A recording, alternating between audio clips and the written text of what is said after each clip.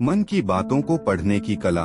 किसी के मन की बातें पढ़ने के लिए आपको 3 तरीके पता होने चाहिए। यह तरीके सीखना बहुत महत्वपूर्ण है। इन तरीकों को सीखकर आप आसानी से समझ सकते हैं कि कोई कैसा सोच रहा है। तो आइए मैं आपको गौतम बुद्ध की एक कहानी सुनाता हूँ जो आपको दूसरों के मन को पढ़ने के तरीके सिखाएगी। बहुत समय पहले की बात है। एक छोटे से गाँव में 2 भाई थे।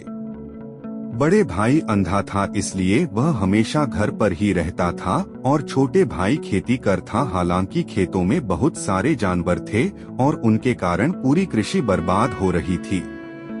इससे छोटे भाई को बहुत परेशानी हो रही थी। फिर एक दिन उसे ख्याल आया कि वह अपने अंधे बड़े भाई की मदद क्यों नहीं लेता ताकि वह खेतों से जानवरों को भगा सके। क्योंकि उसका बड़ा भाई अंधा था, वह खेत में बैठकर जानवरों की आवाज सुनते ही उन्हें डरा सकता था। इस तरीके से हमारी कृषि बच सकती थी। इस सब कुछ सोचने के बाद उसने अपने खेत में एक छोटा सा झोपड़ा बनाया और अपने अंधे भाई को उसमें रखा। उसने उससे कहा, भाई अगर तुम किसी जानवर की आवाज सुनो तो जोर से चिल्लाओ और जानवर यहाँ से भाग जाएंगे। इससे हमारी फसलें बच जाएगी। बड़ा भाई अपने छोटे भाई के विचार से सहमत हो गया और खेत में बैठने लगा। जब कभी उसे किसी जानवर की आवाज सुनाई पड़ती वह तुरंत जोर से चिल्लाने लगता और जानवरों को डराकर भगा देता। वे कई दिनों तक यह अभ्यास जारी रखते हैं।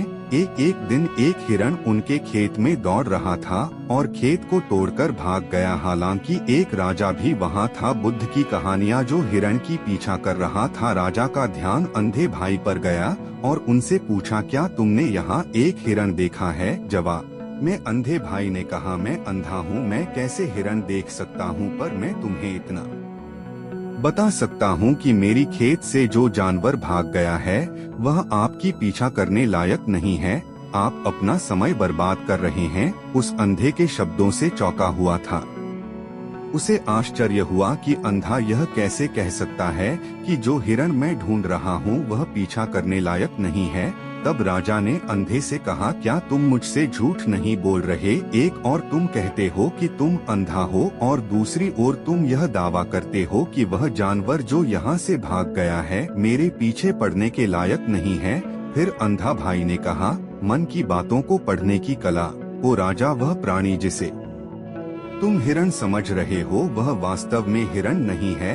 वह एक मादा हिरण है और मेरे ज्ञान के अनुसार वह गर्भवती है। मैंने कभी सुना नहीं है